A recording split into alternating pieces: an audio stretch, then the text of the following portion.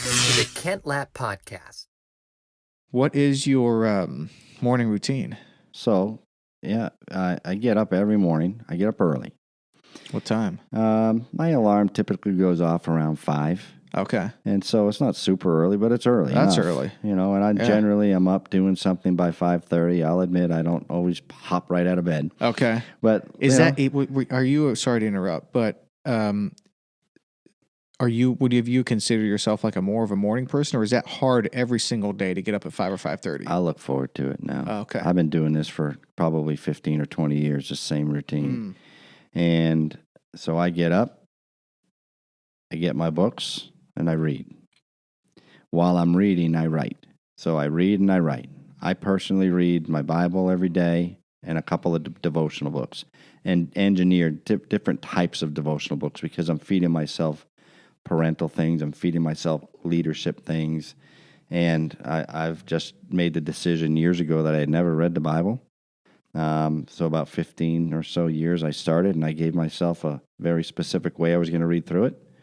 And so I do it a little bit every day. It's a big book, but just like any other big task, one baby step at a time. And so over the course of 2 years, you'll kind of get through the whole thing. I read a chapter in the Old Testament, a chapter in the New Testament. I read a couple of verses in Proverbs, and I read a psalm.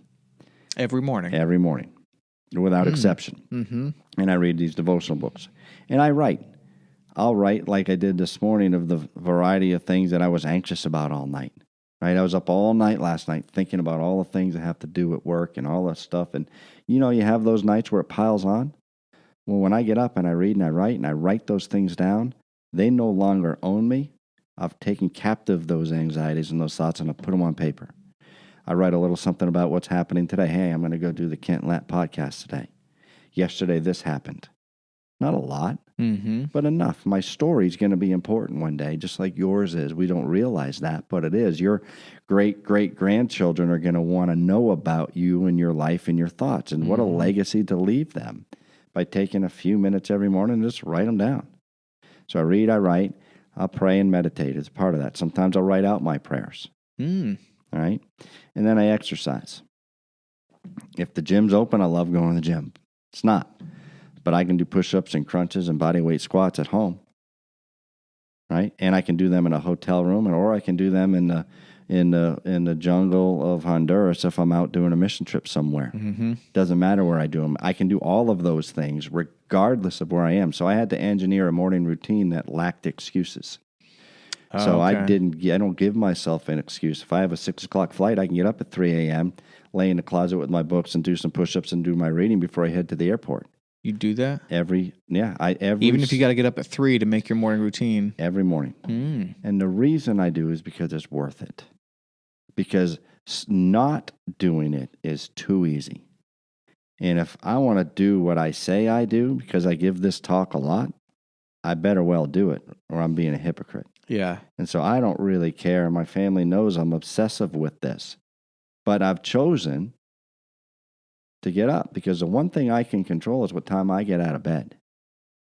And I love my family. I want to give them every minute of my time. But I know what time they're going to get up if we're at home and we're not doing something. So I just have to get up that much early to not take away from our time and get my time in. So, every morning without exception, read, write, pray, exercise. Not a ton of each one, unless I have a lot of time, but a little. And it's those little disciplines and habits in life over time that make a huge, huge difference. Oh, yeah, absolutely. How long does all that take? I could do it in 30 minutes. Okay. Right? If I had to, I can do it in 20 minutes. I can do some push-ups, read, do some push-ups, read, do some push-ups, read, write a little bit, get in the shower and go. If I have time, I'll read and write for 30 minutes to an hour, and I'll exercise for an hour. I mean, if I have to be at work at 8:39, and I know the family's not up and stirring, and I get up at 5:30, I can read from 5:30 to 6:30. I can exercise from 6:30 to 7:30. I've now had 2 hours of amazing time, giving myself time to process my thoughts. Right? And a lot of the exercise, quite frankly, is quiet time. Because you're thinking, right? You're doing stuff, and it gives you the opportunity to process anxieties. Because it's in the processing of those anxieties that you're allowed to be a more effective leader, both at home and at work, because you get a lot of stuff thrown at you. And if you're not ready for it, you're going to react to it instead of respond to it.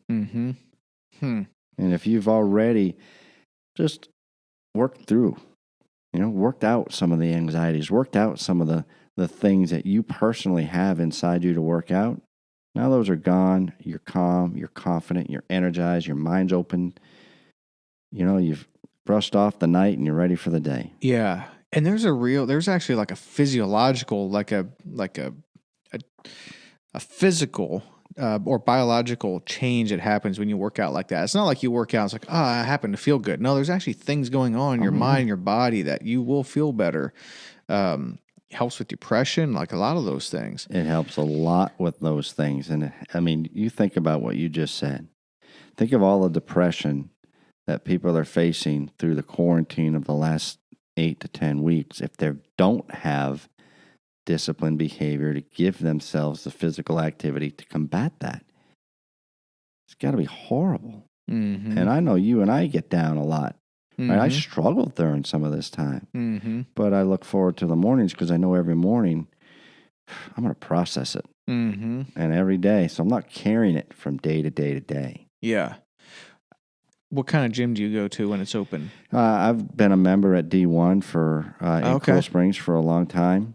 I've got a little bit of a weight set in my garage, but honestly, the majority of my time is done doing just things I don't need equipment or others for.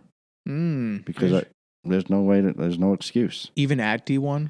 Well, if I go to D1, I'll do whatever the programs are that do that. I don't know much about that, about D1. What, do you go for a particular class time, or you drop in any time and do your thing? I'm a creature of habit. Okay. All right. And so I was always at the same time when I would go, and then from there I could go to work. Yeah. So so D1 does have like class times. Classes, okay. yep. That's what I love about CrossFit too, is they're expecting me at 11:30. I like the midday one, although you talking, it makes me want to reconsider the morning thing. But if you can do it consistently, that's the key. For me in my life, I found I could not be consistent except first thing. I just couldn't be consistent. It's kind of like saving money. You're not going to save money if you only save what you have left over. Yes, it's a key point. You're going to save money if you save first. And then spend what's left. If you only save what's left, you're not going to save. Yes. Consistently. You might here and there. That's the way my life has been. I know that I can't control anything but what time I get up and what I do at the first hours of the day. Because after that, I'm serving others. Not in a self-righteous way, but I've got family. We've got workers. We've got a company. We've got friends. We've got activities. We've got, most people have baseball games and recitals and dinners and this event and that event. And so if I tried to do it other than in the morning, I'd be 50% at best. And last I remember, 50% an F. Yeah. Oh, that's a good point. What time are you going to bed in the evening? We don't go to bed too late unless we have stuff going on. So I'm in bed by 10 o'clock. Okay. Sleeping generally by 10:30, 11? 10:30, 11. Okay. So I'm getting a good 7 hours of sleep, generally speaking, which I think is about the right amount. Yeah. I'm a baby when it comes to sleep. That's kind of been so I've tried to get up at 5 for years. In the last couple of years, the last good number of years, I've quit and I'm a happier person. Although, maybe it doesn't need to be 5, maybe 6 could work or something. But yeah, if I try to get up at 5, I feel like I got to be in bed by 9:30, sleeping by 9:45 or 10 at the latest. And then if you can't quite, then now I'm pissed, and it's just it snowballs sometimes. You mentioned prayer and meditation. Do you meditate every morning? I pray every morning. Okay. And every now and then I will meditate. I quite frankly find a lot of my meditation comes in the middle of the night. I don't have the practice of meditation down like some others do. Yeah. But the process of quietly turning things off and just relaxing, clearing your mind and just trying to create some headspace. Mm-hmm. That happens to me a lot at night. I'm a light sleeper, so I wake up a lot. And so Really? I'll just lay there and I'll do one or two things to get back to rest. I'll either recite a certain psalm or prayer over and over again, and usually I go through that 2 or 3 times and I'm asleep, or I'll just try to clear my mind and relax. So it's not uncommon for you to wake up once or twice? Oh, 4 or 5 times. Throughout the night? Yeah, I wake up How a lot. long are you awake? Not long. Like I said, a few minutes here, a few minutes there. Okay. Sometimes 30 minutes. It just depends what I've got on my mind that caused me to wake up, which is, again, the practice of taking captive those thoughts and anxieties, because usually what wakes you up is something you're anxious about. Yeah. Well, you got to process that. Yeah. So it's not waking up like, oh, I think someone's in the house. It's not even that. It's just, no, you just kind of wake up a little bit, and you drift back to sleep. The mind starts going, and so then what do? Wow, that's toss or turn or be intentional about it.